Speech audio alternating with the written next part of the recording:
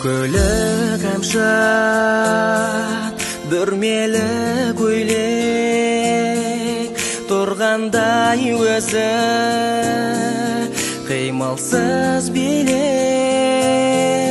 Иықтан шашың төгіліп жерге, күмісті шашпау жарасып белге. Иықтан шашың